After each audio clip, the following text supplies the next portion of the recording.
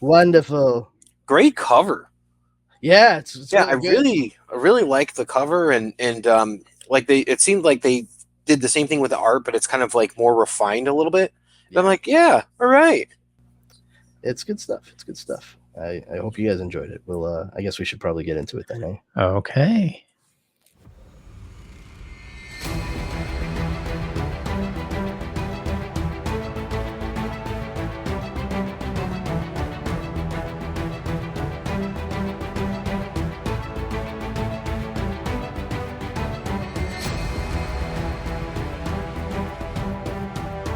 Excelsior!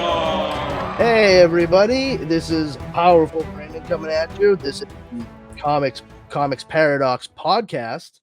Tonight we're going to be talking about the Elseworlds Superman Last Stand on Krypton. It is the sequel to the two-part prestige format Elseworlds Superman Last Son of Earth.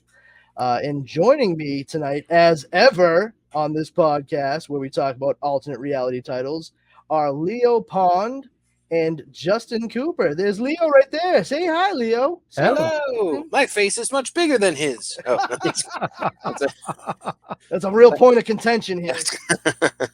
Hey, back off a little. Yeah, so how you guys doing tonight? Awesome. Yeah, doing well. Excellent. So you guys had a chance to read the comic, I assume? Oh, yes. All right, good. No flying by the seat of your pants on this episode. Woo! It's a welcome change. Yeah. So yeah, as I was saying, I normally read them all, but I often forget them.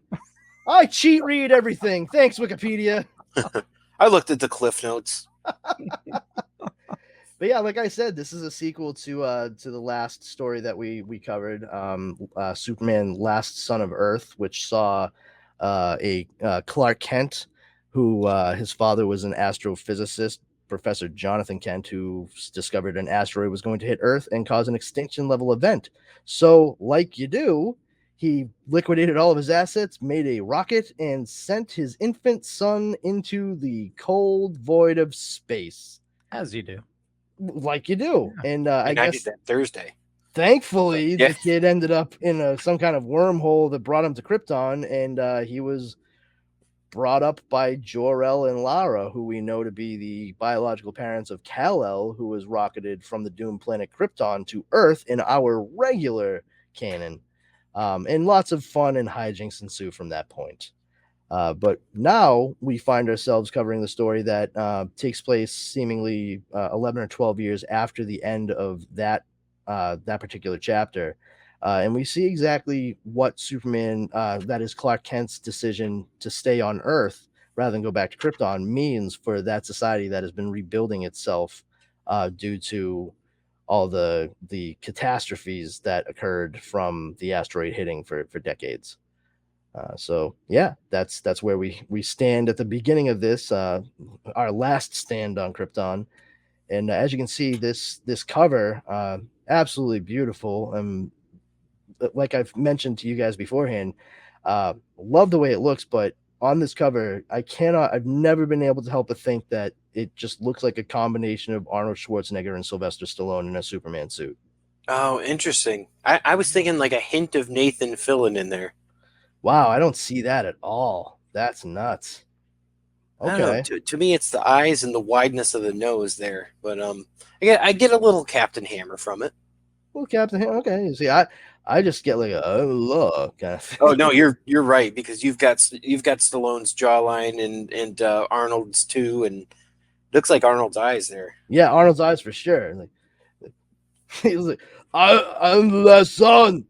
Yes, you certainly are, Arnold. Stop, or my planet will shoot. His lesser known film. I think he did that between Oscar and Copland. Yeah. I'm leaving Earth, but don't worry, I'll be back. But he never was. My friend Superman. Yeah, so we see just here on the cover that we have Superman represented here. This is definitely Clark Kent, who made his way back. He had adapted to Krypton, so on Earth he has very 1938 Superman level abilities. He can jump an eighth of a mile and can lift some heavy stuff, and nothing less than a bursting shell can penetrate his skin. and we have some shots of Lois Lane as well as Jor-El and Lara in their very classic attire from when Jerry Siegel and Joe Shuster first created the characters, which is a plot point that is visited at the very end of the previous installment, where we see that Jor-El and Lara have foregone the biosuits that were made popular by John Byrne's Man of Steel miniseries in 1986, post Crisis on Infinite Earths. And in doing so, they are embracing their actual Kryptonian heritage by focusing on the culture that once was, as opposed to the science that has taken over.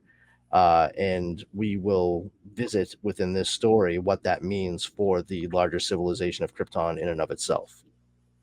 So let's do it to it, gentlemen. Yeah. Do we want to note that it was written by Steve Gerber? Artist was Doug Wheatley. Letterer was Bob Lapan. And colorist was Chris Chuckery.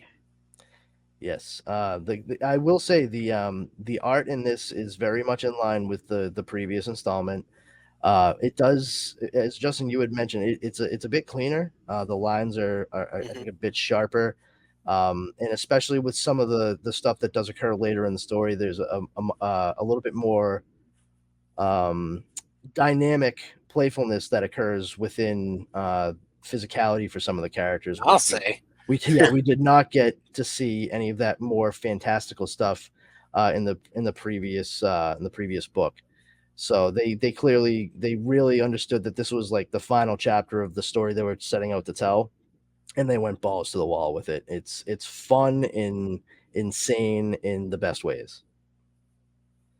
So yeah, that's the quick rundown, and we start off with seeing, as we did in the previous installment, Last Son of Earth, that Clark Kent, Kal-El, has decided to stay on Earth shortly after he's used the last of his power ring cycle to help the people of Earth by cleaning their atmosphere with Kryptonian technology, and even providing them with the ancient texts from a library that he was able to salvage from the ruins of Themyscira, which their ancient texts are like even farther advanced than some of the biggest scientific discoveries of man's world before the catastrophe had struck.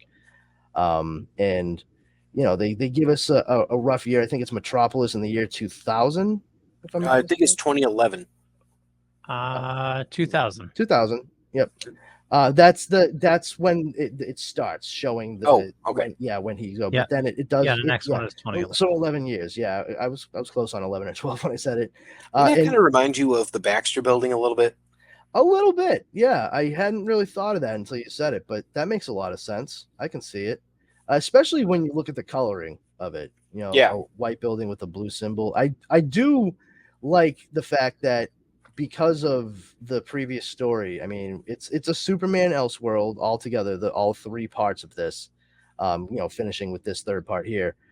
But he did not wear the S symbol in the previous books. He was a Green Lantern because he had discovered a ring on Krypton, and the Green Lantern symbol on him, it was pentagonal, like we are familiar with the shape of the Superman insignia.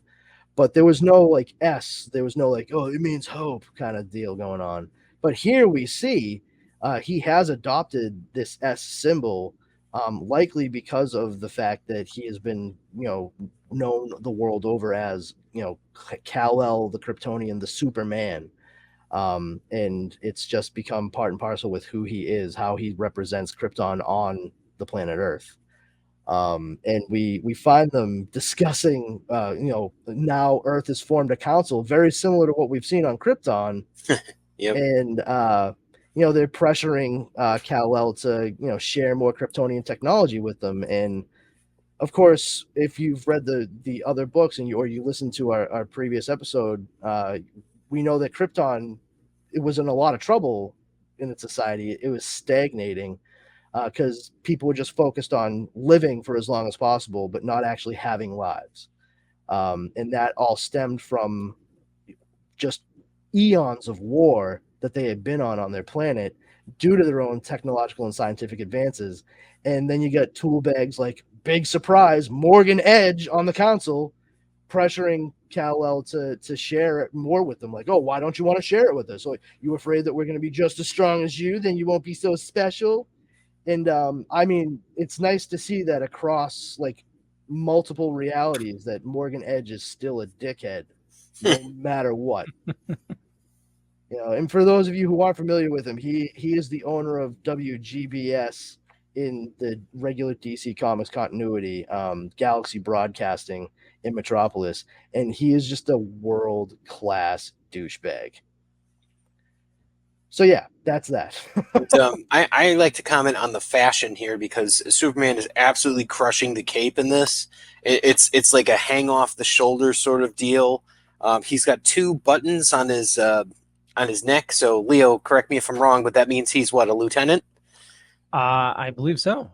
Yeah, in the Trek Star world. Trek, yeah. So but the biggest thrill about this future situation here is that hats are back, which I always hoped would happen. We're back to that, and this high fashion area of everyone's got their hats.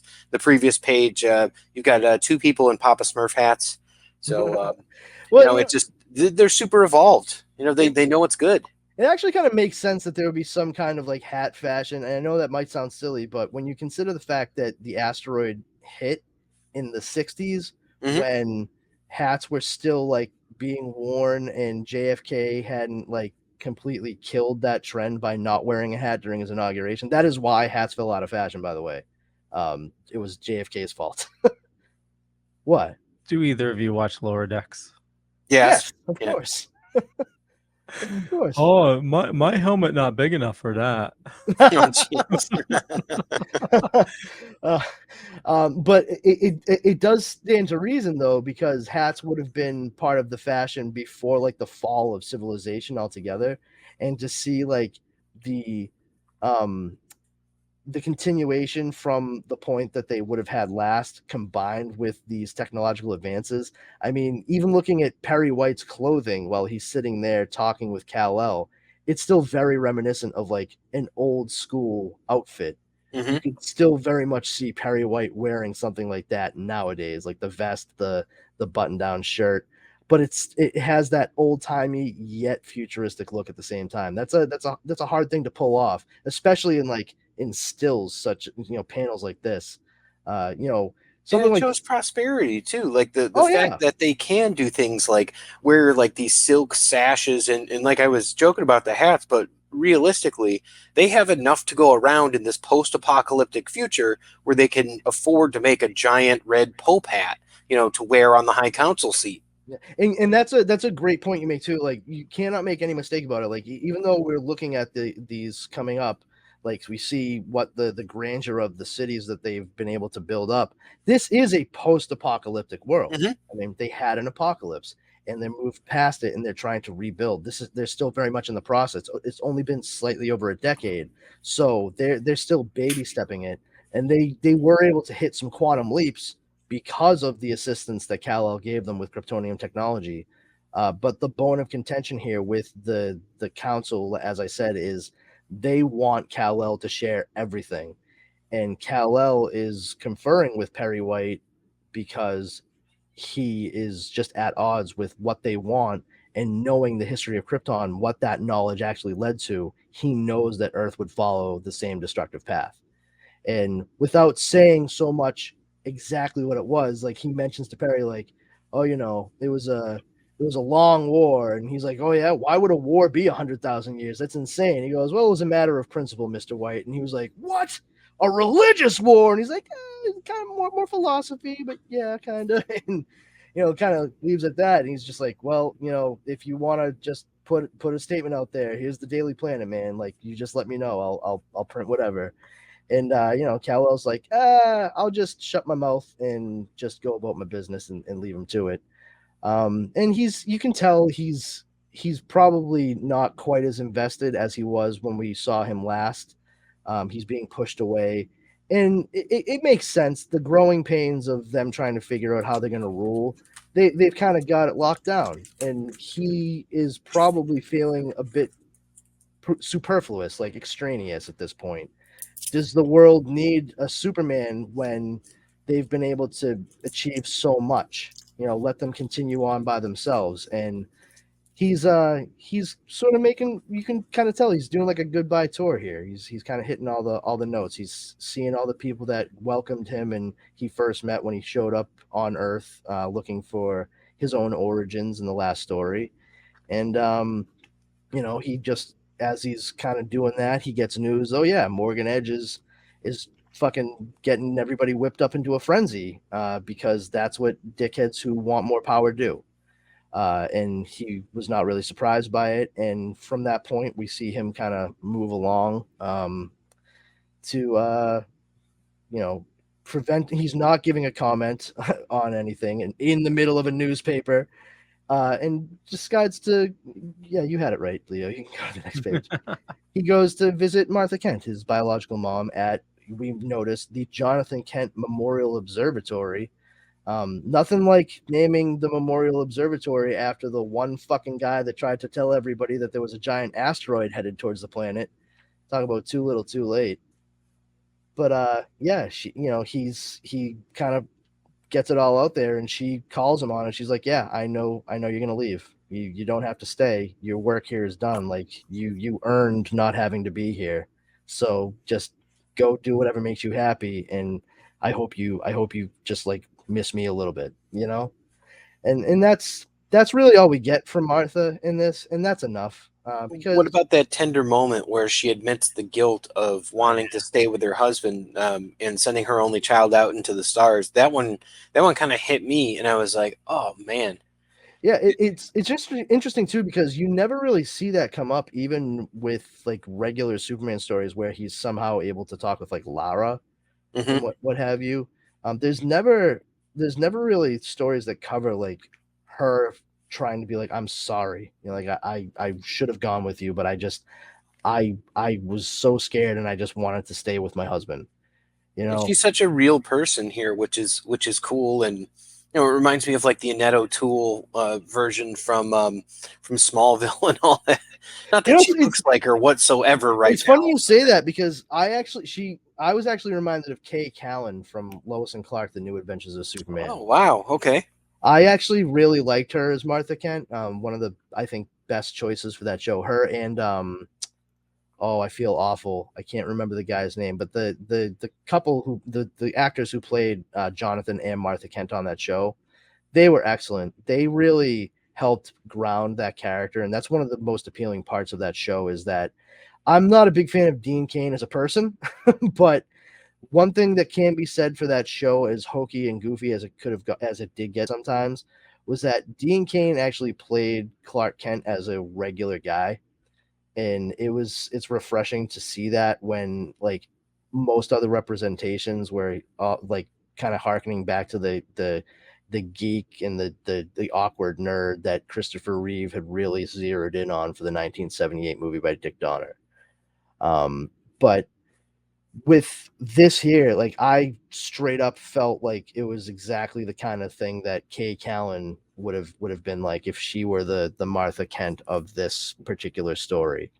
She always had a very underlying sweetness, and she was like the slightly older Martha Kent, but she still was like so full, like vim and vigor and just spunky as hell, that you could like, those were the kinds of Kents that you wanted in Superman's life. Just real quick, it was Eddie Jones who played. Eddie Jones. Yeah. Thank you. I wanted to say Lane Smith, but that's the guy who played Perry White. Great Shades of Elvis. Oh, I forgot about him. He was actually, I think, one of my favorite characters from that series. Yeah, I actually like how they took the fact that he is from the South and changed it from Great Caesar's Ghost to Great Shades of Elvis for him. Because like my touchstone for that guy, aside from Lois and Clark, was he was the prosecutor in My Cousin Vinny. Yes. Identical. Whatever is a Ute. I was thinking what? The Distinguished Gentleman. Right, okay. With Eddie Murphy. Yep. Okay, I haven't seen that movie in a dog's age. Yeah. So wow. Yeah, that's deep cuts. I haven't thought of that one. Woo. Hey guys, do you remember the 90s? Because barely. Yeah, I'll we're tell gonna you throw a it all story. the way back to 1993. I'll tell you a little story later about Brandon High School and an amount of LSD that could kill a pony. Oh, okay. I'm not saying I did it, but I could have. Just real quick, I just wanted to make note for my headcanon, and I'm probably wrong, but her talking about, staying behind at, where she had a chance to go on a rocket, I connected that to the last couple panels of the story. Yeah, for where sure. It could have happened, but it didn't. Yeah, definitely. And I mean, we'll get to that point. Yep. Anybody listening, please keep in mind what Leo just said, because it definitely is a mirror. I totally agree with you there. Maybe go so far as to say a little foreshadowing. Yeah. But it is interesting to note what happens. I'll say that. But yeah, good call, Leo. Absolutely. We'll get there and we can bring it up again. I did good. I did good, guys. Praise me. Oh, and everybody's favorite bald megalomaniac, Lex Luthor. Ladies and gentlemen, this guy, fucking bad news. Just this guy is worse than Team Rocket, I tell you. So I mean, he will be blasting off soon. So, indeed. I mean, we see him here, and he is considerably more decrepit than we had seen him in the previous book.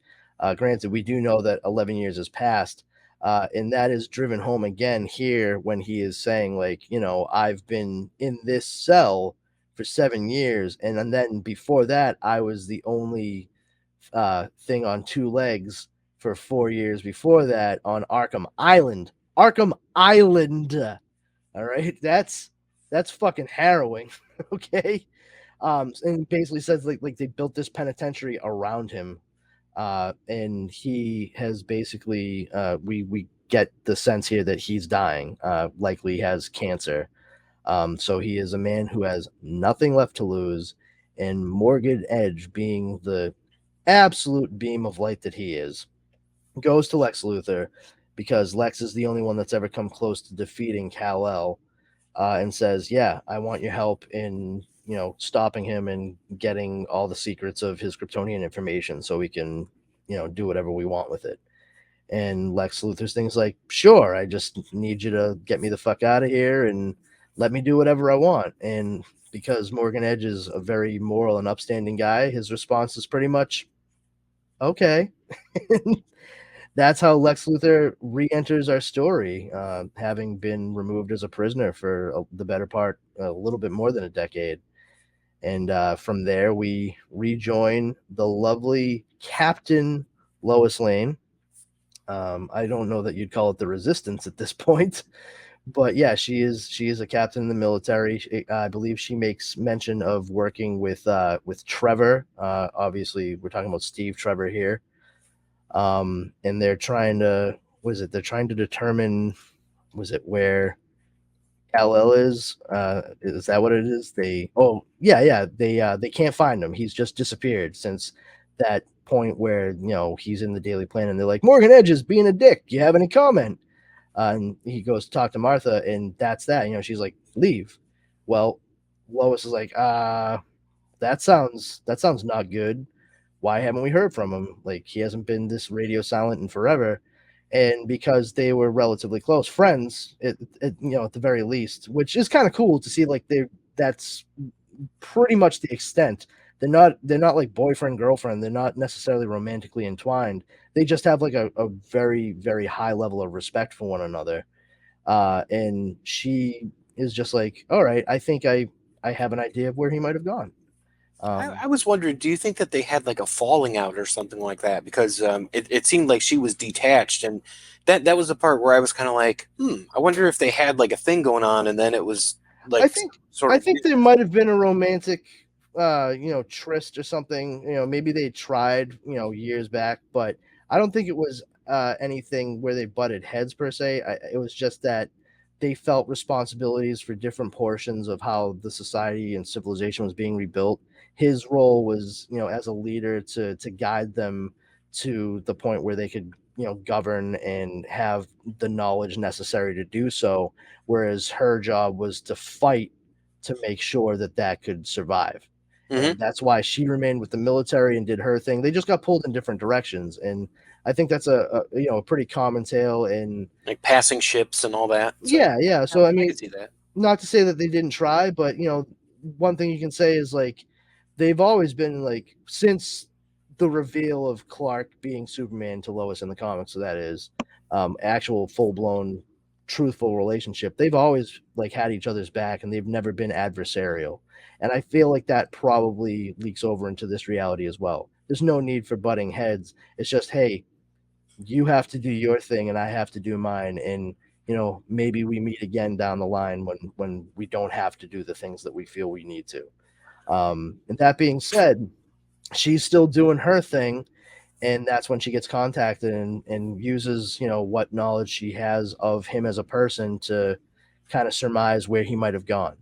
And that's we get that on one page from her, and then the next is Kansas some days later, and we get fucking Lex Luthor in the backseat of a van doing his best impression of Freddy Krueger, apparently.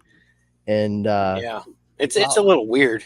Yeah, mouthing off to the to the musclehead that was sent to procure whatever he needed. And just driving out, and you see the sign that they're passing by that says Smallville, like 18 miles or something like that. And Lex is giving the guy a hard time about his inventory of whatever tech that they needed and weapons. And they make their way from that point. They see all this, he's talking, he's mouthing off, and all of a sudden you can see there's a blinding flash of light, and they're just like, oh my god, what is that? And we go to the next page and see a rocket ship shooting off from inside of the barn at what was the old Kent place. And they're just like, oh man, is that what I think it was? And Lex is like, oh yeah, it definitely was. And now you kind of screwed the pooch here with me, so I'm gonna get to do one of the things I want to do. I'm gonna waste your ass. And he fucking pulls out a BFG and just Doom style fries them like goddamn Kentucky chicken. And the next thing we see is Lois rolling up on a cool hover bike and seeing the dead bodies of the cronies that Lex was with, and realizing like, yep, she and Lex both had the same exact idea about where they could find Kal-El, back at basically where he originated. And as she rolls up to the Kent barn on the farm, she's kind of seeing what some of the devastation from the rocket ship has wrought. And she's looking at some of the tech and dead bodies, and she's like, oh well, whoever did this might still be here. And as she creeps up, there he is, the man, the myth, the dickhead Lex Luthor. And he's going through what tech was left there, and he manages to, like, in 2 shakes of a lamb's tail, make some friggin' Kryptonian tech drones, grabs Lois, and makes a makeshift rocket to fucking get into space, more than likely. It's like, it's been taken out of your hands. Oh, what's he gonna do with all that? We next come across Kal-El, Clark Kent Kal-El, making his way across the interstellar void, and talking with one of his robots. I don't know if it's Crypto or whomever, but as they're approaching Krypton from the wormhole that they just passed through, the robot's telling him like, yeah, this is Krypton, but there's like a bunch of trees and stuff down there now, and there's like bodies of water in all the areas that used to be desert. This is strange. And they steadily approach, and when they come down, Kal-El wants to go immediately to the House of El. And as they're approaching, he sees all the lush vegetation and airbound animals flying around, and his first reaction is "Great row!" And, which is one of my all-time favorite Superman exclamations, like "Great row! Great Krypton!" Do you ever say that when you go in the spaghetti sauce aisle and you see Rao's spaghetti I sauce? do. I do it like literally every time. I got one for you. My cousin, her married name is Rao. And she's a hyphenate, so she goes by Powers Rao. And I'm like, oh, I'm such a nerd that like I get off on it every time. Every time. It's awesome. Now, has that been used in other Superman books besides this? Great Rao? Yeah. Oh yeah. Okay. He's definitely said it a bunch. I think he actually said it in the cartoon series too on Justice League. That does sound right. I need to watch that. Well, it's on HBO Max, right? Yep. Definitely in the Dark Mercy episode. You know, for the man who wants everything and all that. Black Mercy. Black Mercy, yeah. Yes. So definitely in that one, he'll say it. But I want to say it's also in like the Vandal Savage one where he's in the future and the only thing left on the planet is Vandal Savage, which is just it's bleak and beautiful at the same point. Man, Vandal Savage. I mean, I know I was saying that Lex Luthor is bad news, but whew, yikes and yowza, kids. Anyway, that's a character for a different time. But yeah, so Kal-El is approaching and he's just, you know, he's incredulous. He's like, is this really the House of El? Like, it's just so different. And, you know, of course the robot's taking him literally like, these are the coordinates you specified. And like, yeah, thanks, robot. Jeez. And he makes his way in and he's trying to access the security to find out what happened in the logs, and everything had been like shut down and deactivated years hence. And so he can't determine exactly what's gone down just by checking out how it was recorded or whatever. Everything is strangely offline in the building. And from there we see the House of Zod, and this is where Kal-El's grandfather Zeg-El is approaching Imzod, saying, you know, like, hey, General, would you take up the mantle of General and protect the interests of Kryptonian society against these rebels, this riffraff, and basically saying like, go kill the hippies. Like, yep. You know, and you know, Zod is just, of course, Zod, so he's like, yes, it's time to begin the cullings, and he's all about it, you know. Because Zod is also a fucking megalomaniac. That's how they roll. And you know, Kal-El slowly making his way through these areas that he can see are like being cultivated. And as he approaches, he sees his adoptive mother and father, Jor-El and Lara, and they are, you know, adorned in their classic outfits from the Schuster Siegel era, which we had seen them in at the end of Last Son of Earth. And so she wears a go-go suit in that? Of course she does. That was all the rage on Krypton 100,000 years ago, apparently. And yeah, she's very Wonder Woman 1967. Yeah, right? no, seriously. That's kind of where my head went. Yep. And I also thought of The Simpsons. Are you Mary Tyler Moore? But yeah, it's, you know, they're not wearing their biosuits. You can actually see that Jor-El isn't quite as fit as he once was in that suit. He's a little older, and you can see him getting maybe a little bit paunchy in his stomach there in the bottom panel. And you know, he's just saying like, wow, this is great. You guys this is miraculous what you guys have done. And you know, I never could have imagined when I left that this would be what you all would be doing in the time that I was gone. And you know, they say to him like, well, it's great that you think it's awesome, but yeah, everybody else that's not here in the commune with us thinks that we're the fucking devil. And I mean, which we know because we just saw Jor-El's own father asking Zod to fucking take them out. And of course, Kal-El is just like, but why? Why would they hate this? And who would have such a problem? And Jor-El, being Jor-El, is like, well, my dad, the Council of Elders, you know, those folks, just the people with the best sense of humor on the planet. Kal-El, what did you think? And you know, it's just, you know, he thinks that, oh, you know, it's too bad that they're uncomfortable with it. And you know, Lara's trying to explain, like, it's not that they're uncomfortable. They're angry and afraid and offended by what we're doing. This is like sacrilege. And I can understand, especially for Kal-El having been away and on Earth in a very different type of society in that time, coming back and being like kind of trying to wrap his head back around where he was actually brought up. Like, this is silly. Why would they do that? And it's like, oh, because they're all fucking maniacs. Like they're fanatics about reason. It's like Vulcans versus hippies, basically.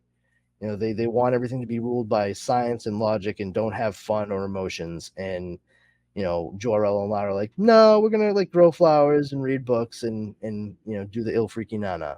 that's how that Don't goes forget down. Lovins too. That's some ill freaky nana, the horizontal mambo, the baloney bop. You know? So let's see here. Oh, yep, there we go. We have them showing Kal-El that they're employing the same cloning technology that actually like caused the wars for like 100,000 years on Krypton, but they're doing it in order to repopulate the planet with long extinct animal life. They're not trying to do the unethical things that have been done with cloning, like using, you know, for lack of a better term, human, you know, cloning people for spare parts or anything like that, abominations. They're trying to like make their planet an actual planet filled with flora and fauna. And it took a little while, but they found the data in some of the ancient like cores that were hidden for eons. You know, this is Pokemon, right? Here, that's why you said Team Rocket earlier, because they're essentially taking Pokeballs and they're making Pokemon out of it. Sure. Krypton Rhinoceros, I choose you. See, I was going to go whole Jurassic Park thing. I was gonna tell everyone who's listening, and hopefully our good friend Patsy is listening. That is a monoclonius, which is a single-horned dinosaur of the Triceratops ilk that was known for its single horn. So, and Jor-El standing by like, I understand your pain, my friend. I am also horny. As we'll find out. Indubitably. Yeah. So yeah, so they're going through and they're showing him like, you know, we're using the same cloning technology, which is part of the reason why the Council of Elders is losing their collective shit, because they're afraid that, you know, we're gonna like re-spark the Clone Wars, but we're not using it the way that they would have. We're doing it for the betterment of society without hurting anyone. But they just can't wrap their heads around it. And so their reaction is one of fear and resentment. And in the midst of this, or right at the tail end of this explanation to Kal-El about what they've been doing with their society, Jor-El actually receives a communication from his own father, Zeg-El, just saying like, hey, just give me a quick heads up. This is your final warning. And Jor-El's just like, fucking warning for what? Like, are you not going to come over for Thanksgiving? What's happening here? And that's when, you know, Zeg-El is just like, oh, well, I shouldn't be telling you, but, you know, like, I kind of care. So Zod's going to show up and fuck your shit up. Like, and he's just like, when? And he's like, oh, currently. Like, 10 minutes ago. Yeah, I did it 25 minutes ago. And, you know, so he's giving him that, and then of course Zeg-El ends it with, oh, and by the way, you're not my kid anymore. I disown you. You're no longer a member of the House of El. And so that's how that ends. And Jor-El's just like, cool. I didn't even like care that much about being your son anyway. Yeah, right. And just a couple days after that, like, we just got a quick jump. We see a ship, a stellar ship of some kind, hitting the surface of Krypton, and crawling out from it at the bottom of the page, we see Lois Lane, who is clearly having a very difficult time breathing. Why would that be? Because Krypton's gravity is like 10 to 20 times that of Earth's. So she's not doing great, gang. Meanwhile, Lex Luthor walks up behind her, and that dude's been a busy little bee on the fucking spaceship ride. He created himself an exoskeleton that will allow him to move and breathe without any trouble. As he explains to Lois, while she's dying in front of him on the surface of Krypton. But, you know, he can't just leave her there. So he has his fucking new droids that he created on Earth and traveled with them, pick her up and bring her along, because what's travel without a companion, right? And was it his droids or yeah, was it the Kryptonian droids that captured them? No, these are his. Oh wait, oh yeah, you know what? I think you're right. Yeah, because they're grabbing him as well. No. They're his droids because they're bringing him to where he wants to go. Like she even says, okay. did your damn robots tell you how to deal with this? So yeah, those are the same ones he had grab her on Earth. Gotcha. Yeah. Yeah. They look like little brainiacs too. Yeah, I noticed that as well. I thought it was pretty cool. And so he sits there with her, and she's just like on a floating chair, and she's like, I can't really do anything, so I'm gonna sleep. Because breathing is a struggle. And like it just says like hours later, more hours later, later still. And Lex Luthor's just like stupid, unimaginative fools, as if I could be defeated by boredom after 11 years on Arkham. And shortly after that, in walks General Zod, and he's speaking Kryptonese. And Lois, of course, is lost. She's like, I have no idea what that guy is saying. And Lex is just like, oh, he's just playing games. Just it's baby shit. Watch this. And Yeah. And then Lex Luthor just starts speaking in fluent Kryptonese, and Zod himself was like, what? You speak my language? And he and he's like, yeah, and handed him a Vegemite sandwich. Nice.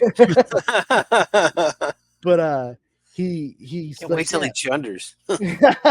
well, man, wait till you see what comes from down under. Yikes. Yowza. Wowzers, gang.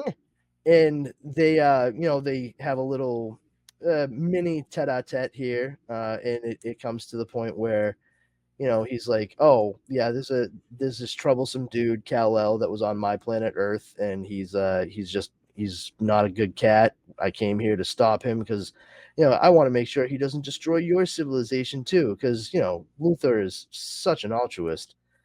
And Zod's trying to make sense of it. He's like, oh well, if Kal-El returned, we'd know, but the sensors didn't detect his power ring, and we didn't see any alien spacecraft. And Luthor's like, well, yeah, dummy, that's because he's not a fucking Green Lantern anymore, so you wouldn't detect the ring. And he fucking flew a Kryptonian ship here. Last time I checked, you guys are Kryptonians, right? Why would you notice your own ship? You wouldn't have even seen me in a Kryptonian ship if I hadn't crashed it right into your planet. So here we are. And he's just like telling him like, there's more to the character of Kal-El than at this point, man. Let me help you.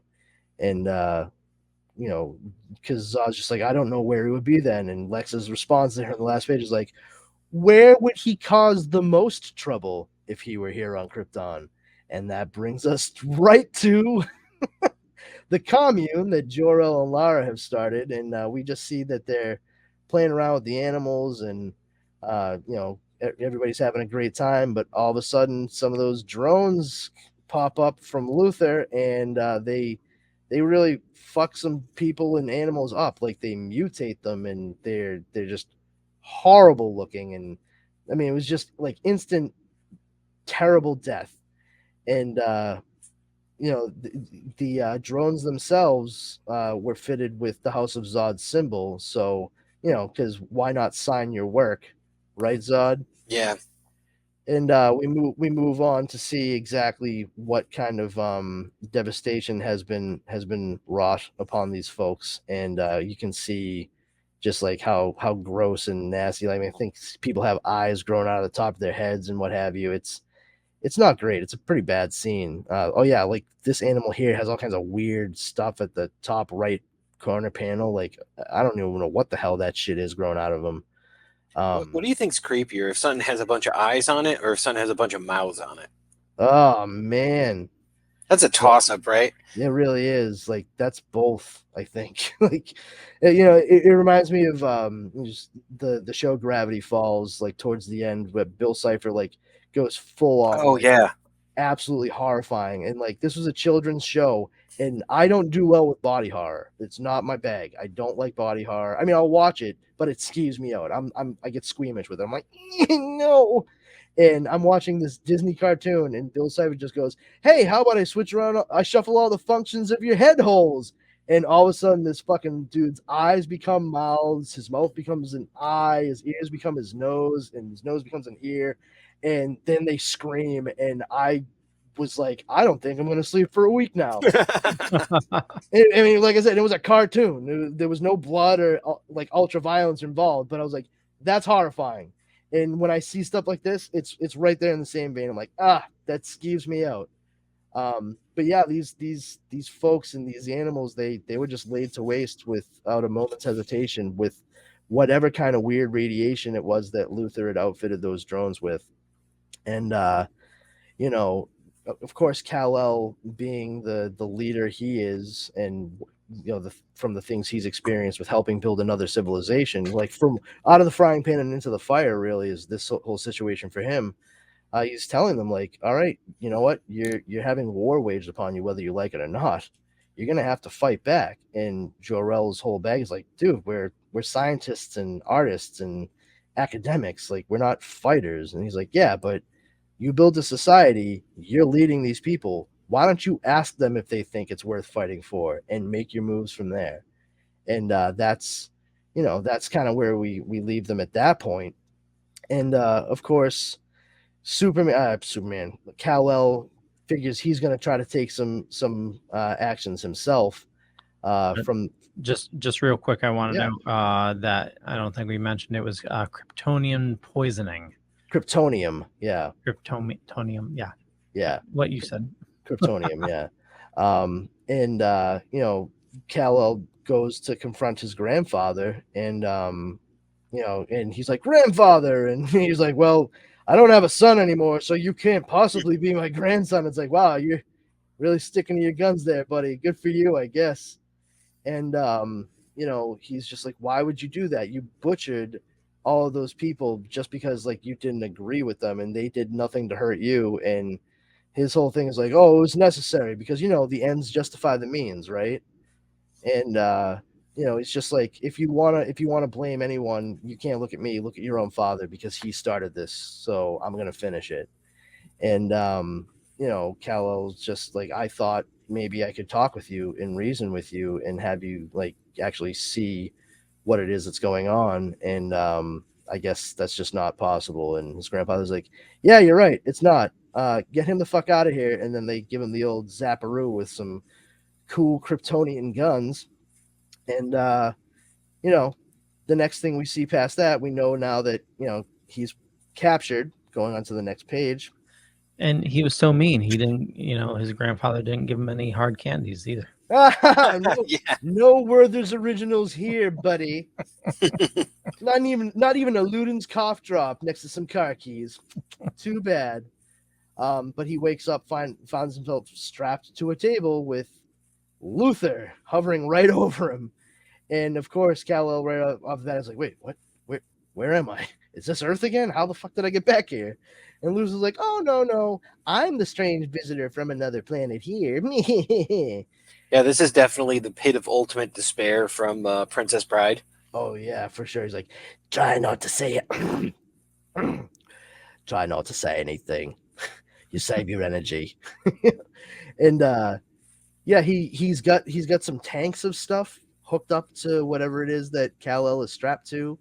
And you know, he starts off saying like, oh, you know, Kal-El tries to warn him like, oh, dude, this culture is like super xenophobic. You're not from here. They're gonna tear your ass apart. They're not gonna tolerate you. And that's when Lex Luthor's like, not so fast, buddy. General Zod and I, we are getting along swimmingly. and then he just says, let's try the vanilla. And you're like, what? That's so weird.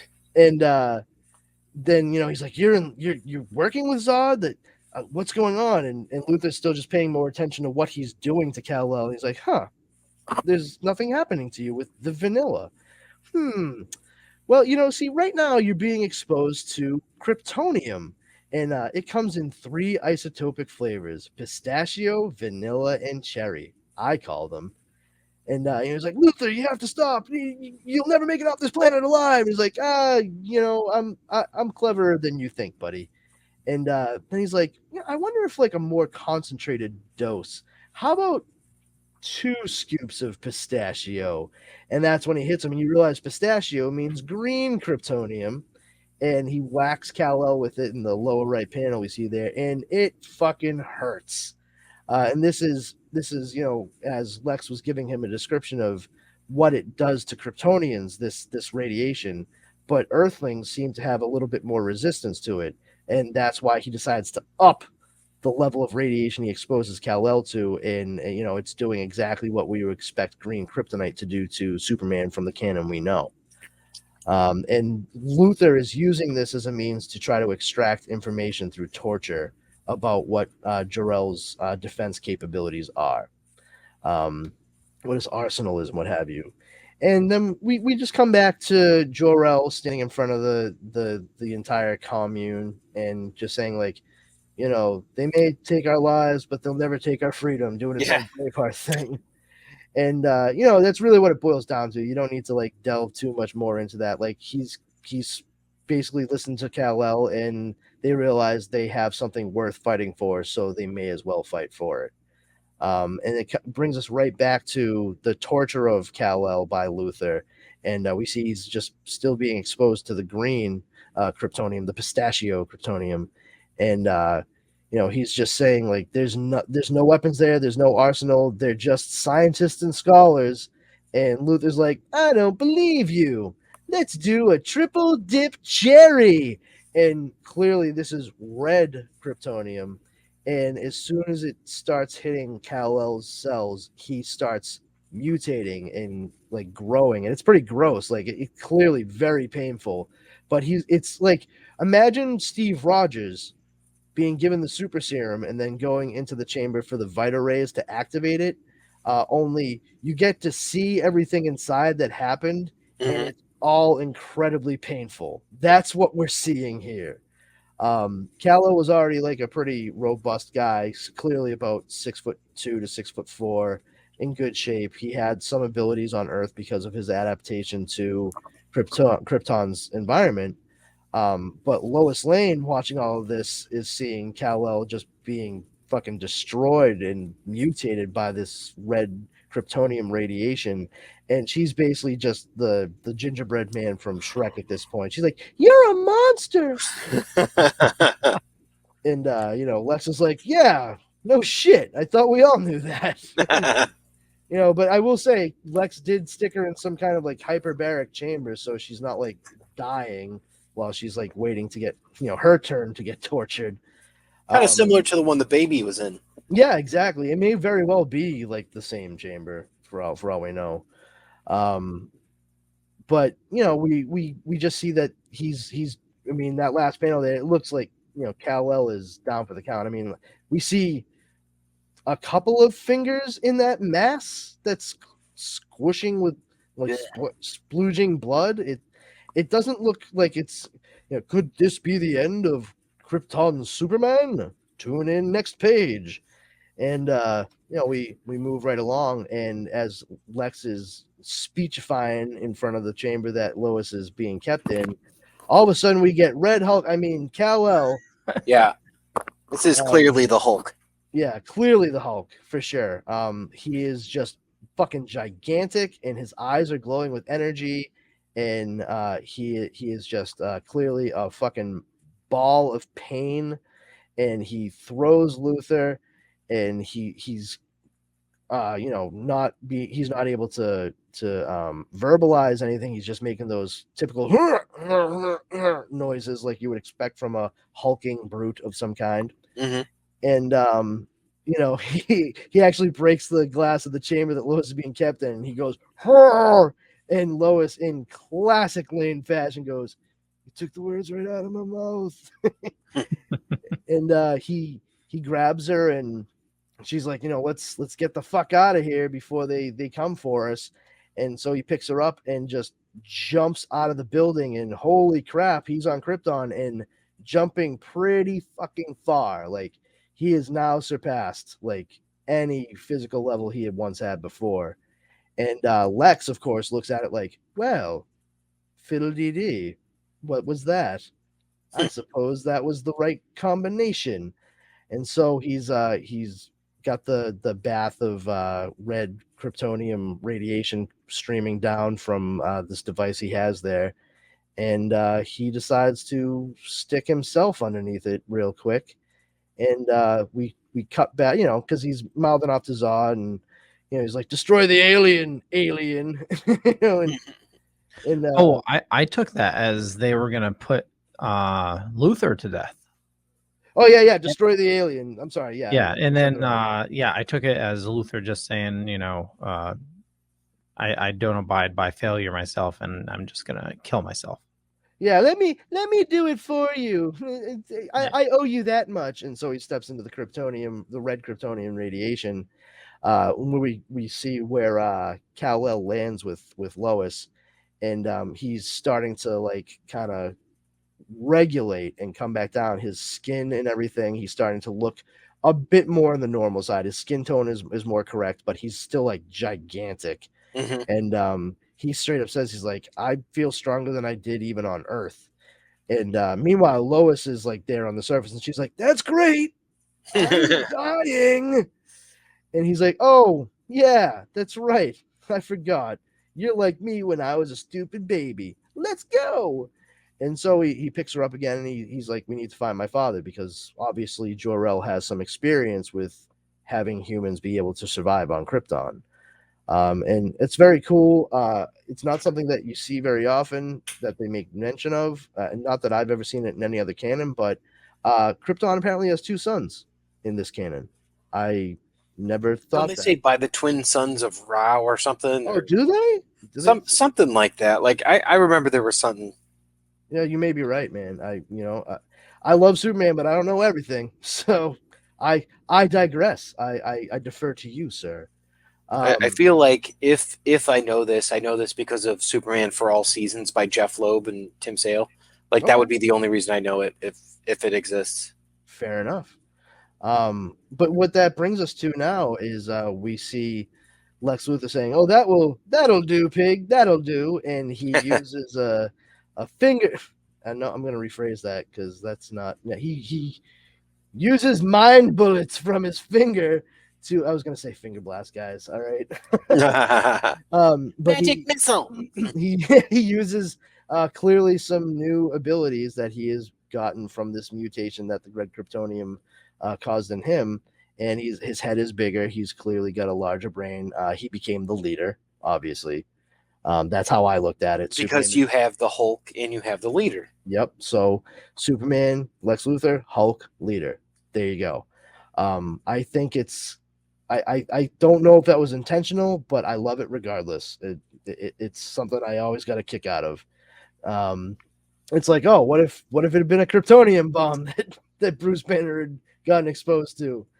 But yeah, so we see that Lex can stop their laser gun ammo, whatever, midair. There's nothing they can do to hurt him. And on top of that, he also has telepathic abilities. He's reaching out to touch minds, and he's able to read the history that of Krypton from Zod and other people around. He's like, oh yeah, you know what? Kal-El was right. You people are fucking dangerous, and he was probably right to not share any shit with us, but that's okay because I'm gonna take it all anyway. Doesn't matter. And he sees that they were just full on hedonistic, and it was fed by their science, and that's what caused centuries of war. And obviously we know the hedonism portion is because of the cloning. They could live without consequence and just destroy these living organisms that they brought into the world. But he's just saying, like, it's kind of ridiculous that you people live the way you did, and if it weren't for this fucking alien from my planet that lived on yours, that you'd all be dead. Yep. And which is exactly the same kind of point that Kal-El made in Last Son of Earth, where he said, I saved this planet with an alien trinket that any of you would have destroyed if you had found it, simply because it wasn't from here. And Lex is coming to the same realization, but in a much more roundabout way. And it is interesting for him to not realize necessarily that he is hitting the nail right on the head for Kal-El's reservations about why he left Earth. Oh yeah, definitely. Yeah, and he then says to General Zod, like, you're all dead men walking. You should have died, like a decade and a half ago. So you and your entire species are degenerates, and as long as you're still around, I could just degrade you all one more time. I'll just use your army that you have and overthrow your ruling council of Krypton and just be the biggest badass on this planet. I don't care. And you want all that same shit too, and you're so pathetic. All I can see over and over in your head is kneel before Zod, and it's like, oh, you snuck it in. You got it in there. We at least saw it. He didn't even say it himself, but man, oh man, Lex Luthor and General Zod working together on Krypton to take out Superman. It's the pause that refreshes. And as we see him kind of making use of his newfound telepathic abilities, and then turning Zod's army against him, and for his own purposes, to do whatever he wants on Krypton, we see that Kal-El and Lois have made their way back to Jor-El and Lara's commune, and Jor-El and Lara have been able to fit Lois with a suit much like what Kal-El used to have, so she can actually move and breathe and not die within 10 minutes of just being out on the fucking surface of the planet. And as they're talking, she's like, oh yeah, no, it's a really good fit. Wait a minute, what? Why do I understand you now? And Jor-El's just like, oh yeah, I just installed the translator device on your headset. It's pretty easy. Kal-El's robot, who was there on Earth, was able to program it for Kryptonese and your Angulish language. To which Kal-El's like, English, Dad, 2 syllables. Which I loved. Like, it really spoke to like the relationship they had before he became a Green Lantern and stuff, because there definitely was like a bit of a smartassery thing coming from Kal all the time, and more power to Jor-El as a Krypton, like putting up with it and actually getting a kick out of it. So that definitely helped lead them to where they are now. And they're talking about how Krypto had helped to program the translator, and Krypto comes in with like, oh hey, Master Kal-El, I made new clothes for you, but your increased bulk made the process take so much longer, because the guy is like as big as the fucking broadside of a barn now. And I just want to point out he lost all his clothes except for his cape. Damn straight he did. Yeah, well, that's because the cape is symbolic. Although, if you listen to some of the jackholes that I argued with recently online, apparently the trunks are the most symbolic part of Superman's outfit. Which, really? Yeah, I'm dead serious, man. In a Superman group that I am a member of, so, like, I was like, listen, if you like the trunks because it's what you're used to, just say that. That's fine. But understand, like, it is an outdated look. It really is. It doesn't really have a place in like today's society. Back then it made sense because of strongmen from the circus and all that, but everybody freaks out when Superman loses his trunks. Nobody really said shit when we got rid of Batman's. Nobody even noticed. Nobody cared. I mean, that's the thing. Your New 52 and all that, you lost that with Superman, and we gained the least popular Superman version that we've ever had. Yeah, but but one thing, like, correlation is not causation. Like, it's not like this new 52 Superman wasn't successful because he didn't have trunks. There was a lot of issues with the No, I mean, there was controversy about it, and they took him in a completely different direction. And I mean, I don't know if New 52 is considered an Elseworld at this point, because it happened, and there's people from that continuity in the Rebirth universe now. So I don't know. And I mean, going back to Convergence and all that, you have like all of those things in there, like different versions of people. So, yeah, but well, the I think with one of the most recent crises, or whatever the fuck they call it in DC now, they came to the whole thing with like, everything has happened, everything matters, every story has occurred, and everything means something. So like that that would say that New 52 definitely happened. It's something to be acknowledged, but it's been moved on from. So I can dig on that. Sure. We just absorb it. It's as weird too. Like, oh yeah. With New 52, like they kept Blackest Night and they kept the Green Lantern continuity going through, and they're like, all right, this is canon. This is still going. And you're like, okay, what about everything else? And they're like, different. No, not that. Yes, no. I think they announced that with the Flash movie, everything is going to become a revelation of where everything's canon and everything's all interconnected on the movie side as well. Hey, movie and TV, like, that makes it a true DCEU, like they've been saying for a long time, and I'm fine with that. I mean, it is amusing to me. Like, we're doing all kinds of stuff on like multiversal type stories, alternate realities, and Marvel is really starting to touch upon that stuff with like What If and Loki on Disney Plus. But I mean, when it comes to all this multiverse stuff occurring in these live action renditions of these stories and characters, DC has actually been doing that for a few years now. It's not something that Legends of Tomorrow was the premise.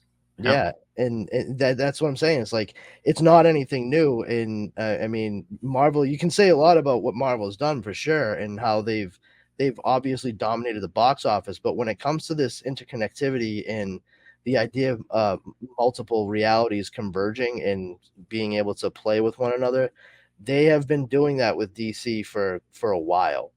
Since 1985 at least. I mean, but I mean, like in like live action medium and stuff like that. Oh, okay.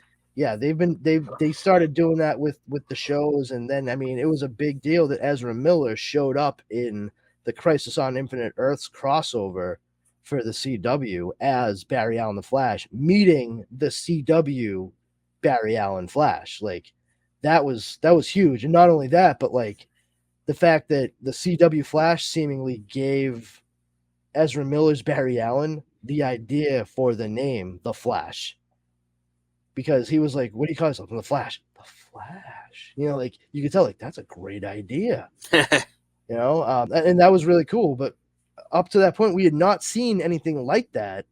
And now that we're moving into like what's a more widely known cinematic universe with the MCU, people are like, oh, look at Marvel's fucking crushing this. They're reinventing the wheel. It's like, no, they're actually not. They're doing the same thing that's the other guys have been doing for like 5 or 6 years now. Like, this is, if you've been paying attention, they really have like been spanning across stuff.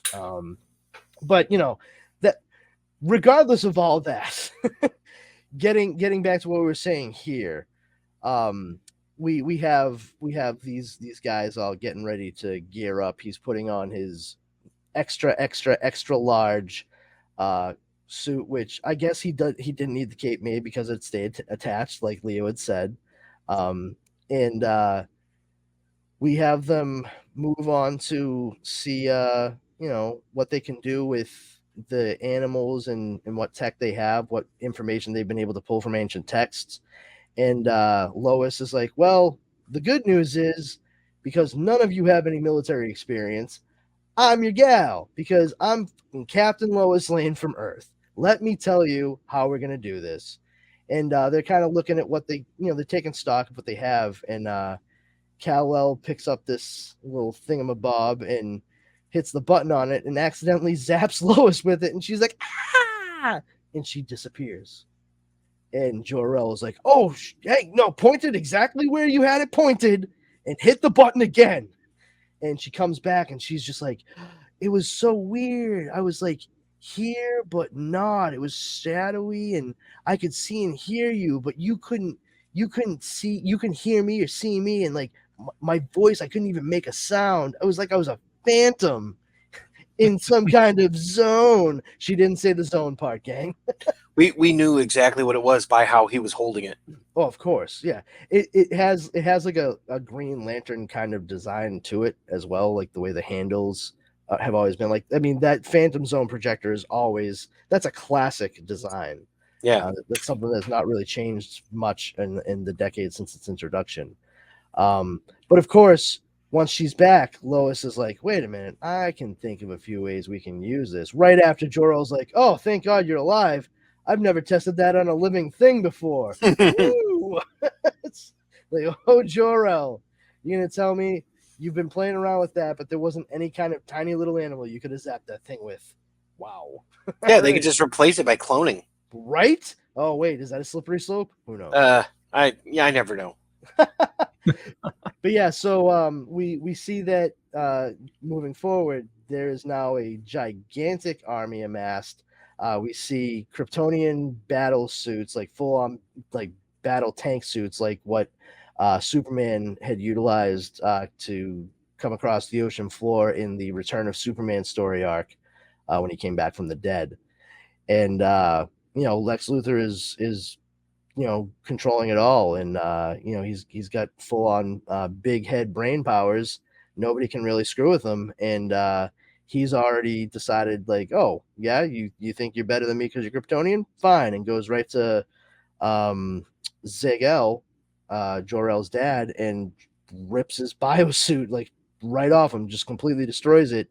And he tells him, like, oh yeah, without that suit, you're gonna like feel that 450 years you've been alive real quick. And he just starts wasting away and dying like nobody's business right then and there.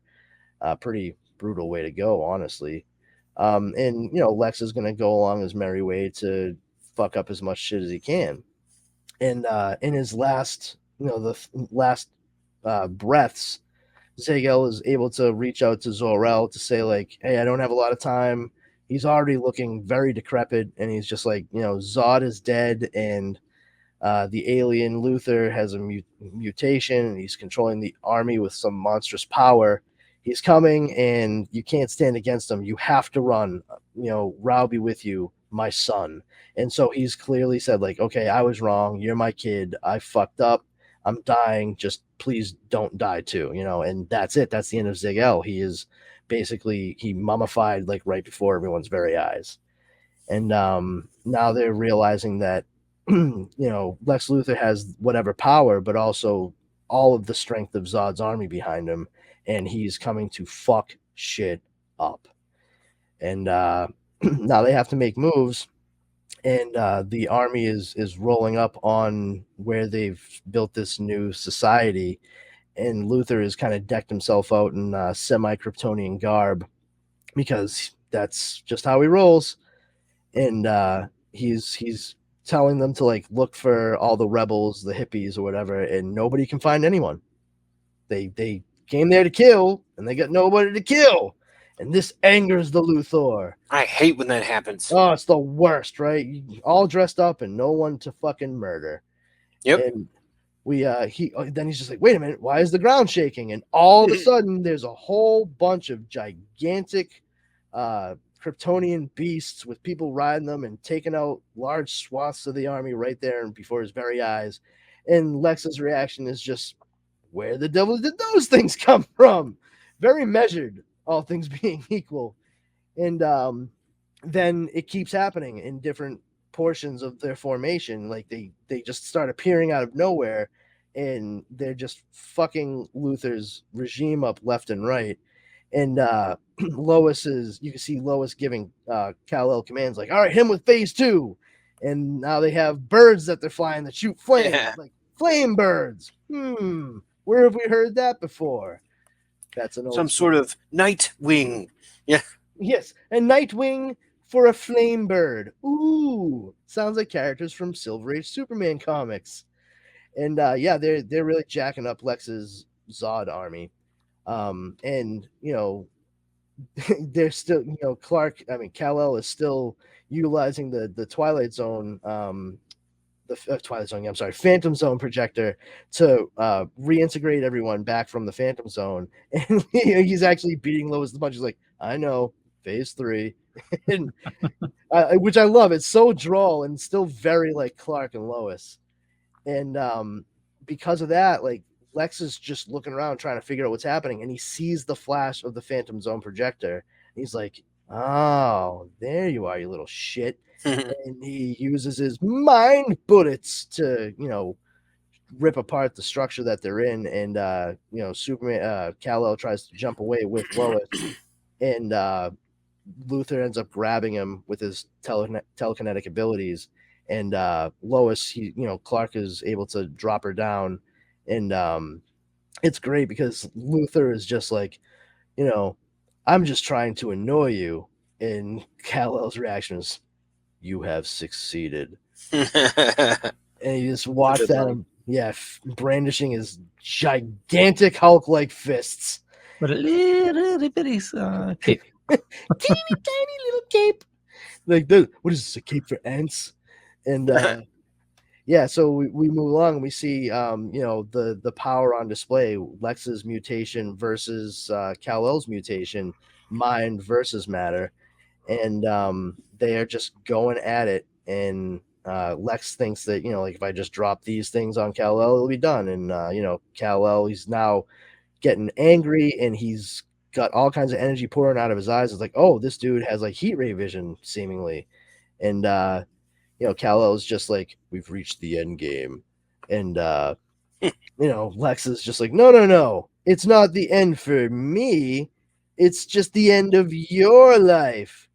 And they move along. It's a massive energy surge from the two of them going at one another, and they're just like, what the hell is happening? And Jor-El's just like, Lara, Lois, are you okay? And like, we think so, like, we're alive right now, right? Okay, good, because otherwise we're ghosts having a conversation.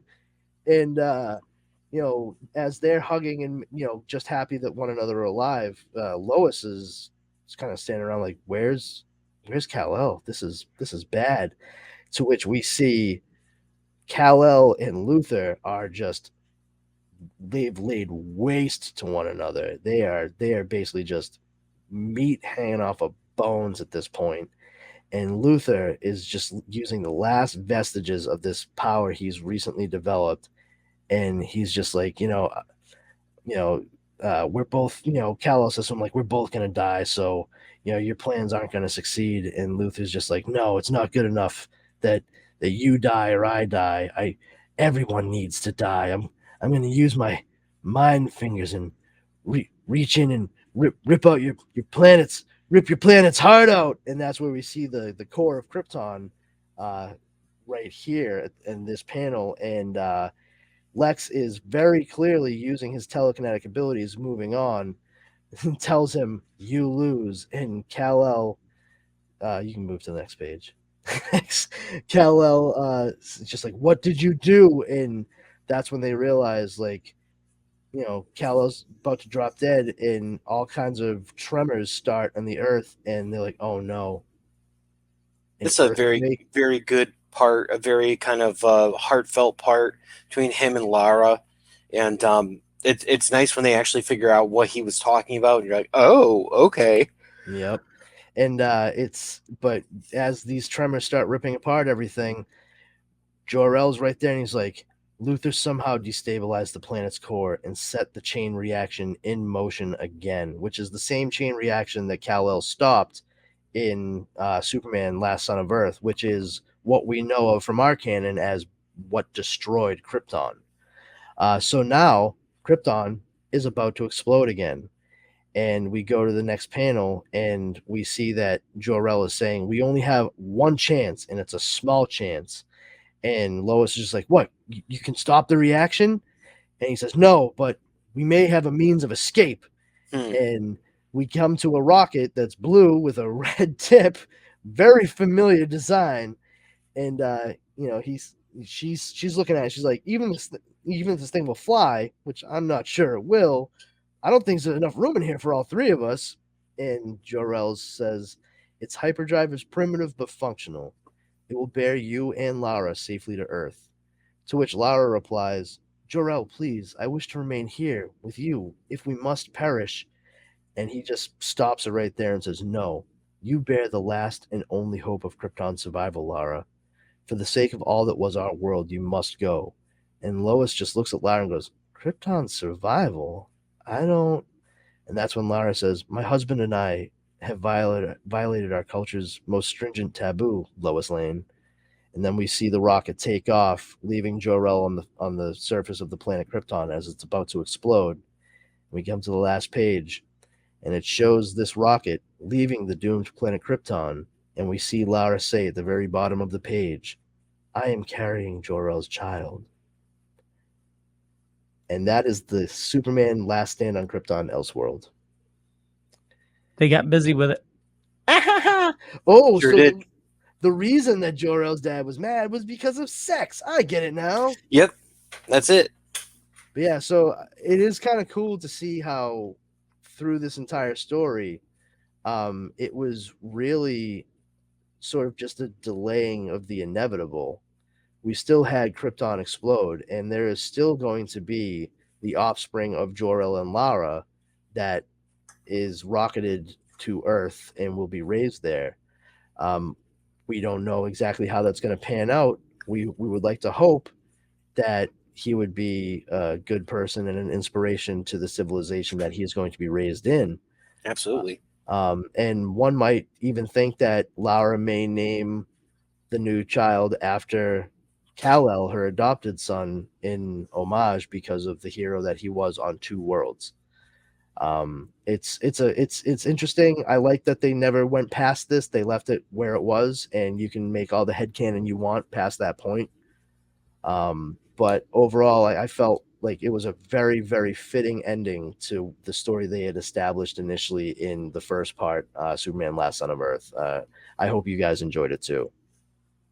Yeah, it's definitely the art was a lot better than the first one. But I agree with you when you said this on the last show that the story on the last one was better.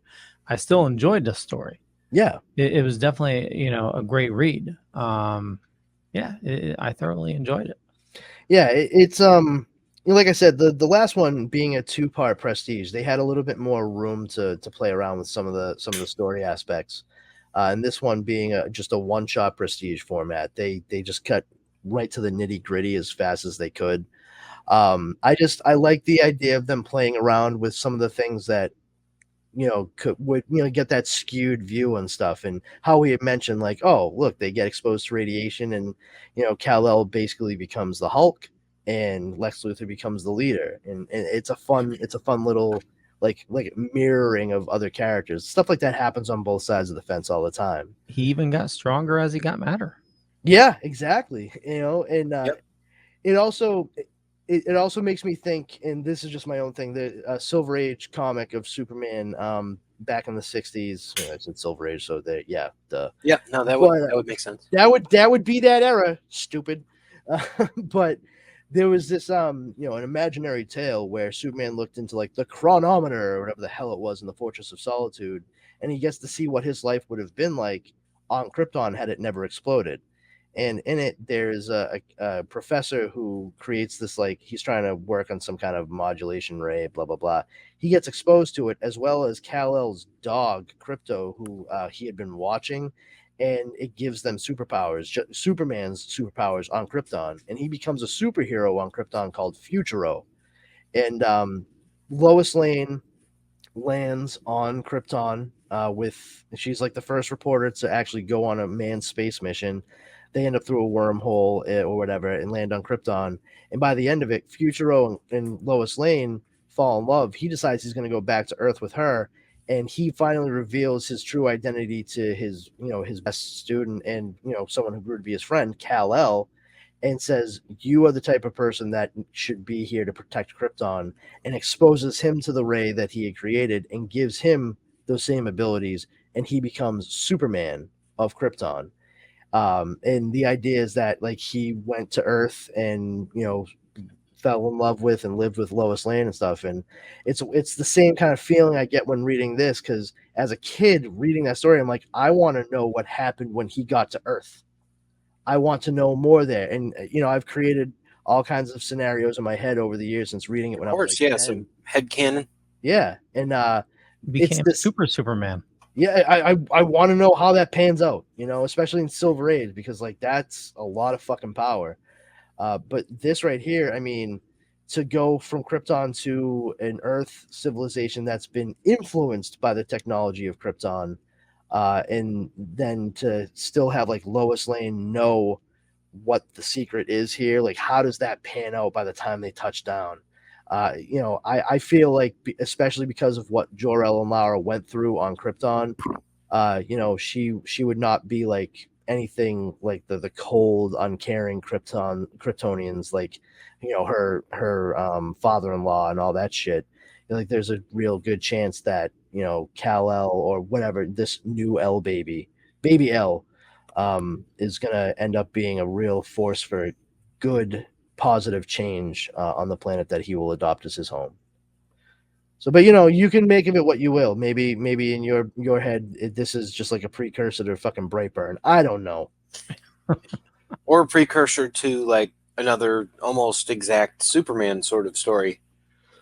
Yeah, I mean, the funny thing is there are other stories that we will cover later too that do deal with the idea of like Jor-El and or Lara actually making it to Earth and like starting their family there, and how that affects the entire planet. So that goes back like even as far as, I mean, I shouldn't say as far, but one of the most effective ones that wasn't an Elseworld, but it's still like an imaginary tale kind of thing, and it's done cleverly through like a fever dream from exposure to kryptonite. It's like Superman issue 27, I think, from the 80s, and Mike Mignola is actually the one that drew it. Wonderful. Yeah, Hawkman brings. This is back when Hawkman was from the planet Thanagar and was all science fiction-y and stuff. Oh, it's a Hawkman 2. Yeah, he brings Kal-El to where Krypton once was, and they get there and they see like a giant glowing green planet, and Superman's like, "What the fuck?" And Hawkman's like, "Whoa, pal! It's not actually Krypton. It's like it's pulling all the fragments of itself back into its gravity. You need to stay in the room I put you in because it's lead lined, and if you walk out of it, you're gonna fucking die." And from there, like Superman gets into a lead lined Hawk spacesuit to like that's cool. To just kind of like be out near it, but because of even with that lead line, like he's starting to be affected by the kryptonite, and he goes into a fugue state, a fever dream, and he has this whole vision in his fever state where he envisions if Jor-El had been able to convince the Science Council and the Council of Elders rather to let everybody leave in giant space arcs based off his initial design, and they all land on Earth, and every Kryptonian becomes a superpowered individual. It's nightmarish and horrible, and I love it. Yeah, Mike Mignola, like, it was the first thing I ever saw of him. I was a little kid, and I still have that same issue in one of my long boxes. And years later, when I first saw Hellboy, the first thing I thought was, wow, this reminds me an awful lot of that Superman book from when I was a kid. And I came to find out, oh shit, that's the same exact guy. And not only that, Mike Mignola is the creator of what is considered to be the first official Elseworlds, Gotham by Gaslight. Yeah, him with editor Mark Waid. Yep, exactly, and he has clearly always been interested in these alternate takes on some of these characters, and I dig and respect the hell out of that. It's a lot of fun playfulness that you can have there, and I wish. Yeah, I can't wait till we tackle that one because that is a great one. Yes, man, it's. But yeah, like, I mean, we have a lot of stuff in the pipeline. So, and there's a lot of fun stuff that we can be looking at for quite some time on both sides of the fence, DC, Marvel, and others too. But it's always fun to get into some of these more classic, tried and true characters, especially with Superman, because there's not a whole lot of these stories necessarily that really focus on him as the character and not have him be like a bad guy. So it's really nice to see not just an alternate take like this, but even in the midst of the tragedy at the end of the story, it still ends on a note of hope. Yeah, I was kind of surprised that they had him die, and even though he had a pretty decent death scene and he got his point across and it kind of saved everybody, but I was surprised. I'm like, wow, they just let him die like that. That was I think expected. I think it's kind of cool though, because for the intents and purposes of this story, yes, he was Superman, but by the time it ends, we are left with, oh, there's going to be another Superman. Like, so it's not really, you don't really feel like you're losing a character. It's like, oh, it's just the next step. And you know that kid is going to be raised, knowing who Kal-El was and what he sacrificed, what kind of person he was. That's going to be probably an ideal that's set for him. And hopefully, he comes out of it or she comes out of it the other side. And they are able to, utilize all the good lessons imparted to them and the examples given to them, and not be bitter about why people may assume that they should be like somebody else that was, alive a long time before they ever were. Yeah. Like I said, it's a lot of headcanon that you can go with, and that's part of the fun of stories like this. So, choose your own adventure, gang, at this point. And like I said, even though this has that 1960s feel to it a little bit, it does come across a lot like Planet of the Apes at times. Yeah, I can totally see that. That's a really good observation, man, for sure. It wouldn't be out of place to be like, oh, it's a time loop. God damn you! I could dig on that. But it was really great to see. The impetus for this was the fact that he was able to start all of it, get off Krypton, because of another entity altogether, and that is the Green Lantern Corps. Yes, yeah. It's really great when you have stories like this that incorporate other aspects of a wider universe, but then don't dwell on it and have that take center stage for what the character's journey is. It's just a means to an end. And it's so really cool character design for the uniform when he was a Green Lantern, and to have him give up that power to stay there on Earth and then have this story come to fruition. It speaks to the type of character that Kal-El had developed. He cared more about people and being able to help them wherever he was truly needed, as opposed to sitting around and waiting as according to what the rules of the Green Lantern Corps was going to be. That right there is Superman through and through. It doesn't matter to me what you're saying about what I can do or what you'll allow me to do. I'm going to do everything I can within my own power to make sure that everyone's okay. That is really, bare bones what the character of Superman is, and I think they absolutely nailed that. Yeah, I agree. That's tricky to do when you're trying to do a different take. You want to stay true to the character, make it something recognizable yet fun and different, to a point where you've never seen it before and you can't emulate it after. So yeah, thank you. So yeah, that was Superman Last Stand on Krypton. I hope everyone listening enjoyed our dissection of it, and if you're interested, please track it down so you read through it yourself. It's very good artwork, and it goes great with the first part. Like I said, like I've mentioned many times, Superman Last Son of Earth. But yeah, aside from that, I don't know if you guys have any other thoughts before we close this out. No, I mean, if you're going to hunt it down, definitely check your local comic shop. It's, I'm sure they're probably might be able to find all 3 books, and they're probably not too astronomical in price. No, I know I'm in Massachusetts. My local comic book shop is New England Comics. It's a small comic book chain. There's several locations. And also for myself in this area, if you are in Massachusetts or the New England area and you're relatively close to Salem, Massachusetts, I do recommend for any kind of back issues, whether or not you're looking for Elseworlds or you're trying to just fill gaps in your collection, check out Harrison's Comics and Collectibles on Essex Street. They are the largest comic book shop in the Northeast, from what I understand. Wow. I actually filled most of my Elseworlds collection by going there many, many times and just going through everything they had. You can also find some great stuff at Silver Moon Comics and Collectibles, also in Salem, right there inside the Salem Mall. But yeah, those are some really great places to fill in gaps. And other than that, seriously, I know this might sound crazy, but when you're eventually able to go back to conventions, check out the stuff that people bring with them, because you can find some amazing stuff that they don't even realize they stuck in the bin and get it cheap.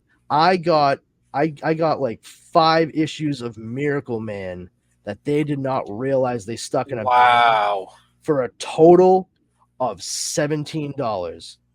And the guy who was selling it was so pissed because he and the thing is, I could tell he did it. It wasn't anything he could blame anybody else for.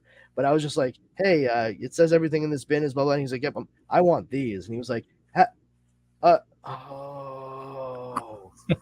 One of them was signed by Neil Gaiman, guys. Oh my god. Yeah.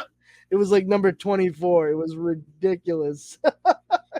That's awesome. Signed. He took over that second run, I think, after Alan Moore. Yep. Yeah. But yeah, signed in like silver Sharpie on the cover. I'm like, yeah, I'll take it. And he's like, fuck. Not my problem, bro. Rightfully so. I'd be pissed too. Yeah. Thanks, Boston Comic-Con. That was Boston Comic-Con, by the way, not Boston Fan Expo. There was a big difference. But yeah, that's just like for this area, Massachusetts. But if you are in New England, I do recommend checking out those 2 places for sure. You'll get a huge kick out of Harrison's Comics and Collectibles. They have like everything there, statues and all kinds of every fandom. And also it's in Salem, so you can make a day of it. You can go check out all kinds of stuff, witch museums, find the fucking house from Hocus Pocus and take a photo in front of it if you want. Plus there's some great historical stuff for like the author Nathaniel Hawthorne, who did like the Scarlet Letter and wrote the House of the Seven Gables. His family house was the basis of House of Seven Gables, and it was a stop on the Underground Railroad. It's pretty cool. There's some secret rooms in the house. Yeah. But yes, please, by all means, track these down physically. Ask your local comic book shop dealer, and just fill in the gaps of your collection, man. This whole thing, these 3 parts, I think, is worth for any fan of Superman or alternate reality tales to obtain and own. Totally agree. Yeah, I liked it. Yeah, definitely. Good. I'm glad you guys enjoyed it, seriously. And I like I said, I hope everybody listening also enjoyed it. But yeah, so we'll wrap it up here. Leo. Yes, sir. Tell everybody your deal, man. You know my deal. Just Google Leo Pond. You find a bunch of stuff. Could be true, could be not. I'm not going to say which is which. I run a little thing called the Dorkening Podcast Network, about 40 shows on a network. A lot of awesome people doing a lot of awesome stuff, including these guys, like Justin Cooper. What do you got going? I don't know. No, I mean, you know, I run a podcast called Geek Life HQ with two friends of mine. It's just kind of some buddies that get together and like just talk about geeky stuff. Usually we watch a lot of movies and all that, you know, and end up talking about the same movies over and over. But that's pretty fun. Got some big interviews coming up, so check that out. And Epic Tales from the Sewers. So just getting over a really big interview with Kevin Eastman. And we are back onto our coverage of The Last Ronin. So another alternate tale of an alternate reality. So you could check that out. But yeah, so that's pretty much it. So Geek Life HQ, the podcast, and Epic Tales from the Sewers, the podcast. Awesome. Excellent. And I am Powerful Brandon. You can please join me over at the Facebook group Powers Combined. We're a bunch of geeks and dorks that just get together, have a good time, share some memes, laughs, and info. Our number 1 rule is don't be a jerk. You will be booted immediately if you violate that. You can follow me on Twitter at Brandon's Powers and on Instagram at This Brandon Has Powers. I appear on the Dorkening Wednesday night podcast at 9 p.m. Eastern Standard Time every week with Leo and our good buddy Steve and Christina from the Super Retro Throwback Podcast. And I am also helping out anywhere that Leo friggin' needs me to show up. And other than that, you know, I'm right here bi-weekly, and I am also doing the Dork Night, where we talk about Batman comics with these fine fellows as well. Nice.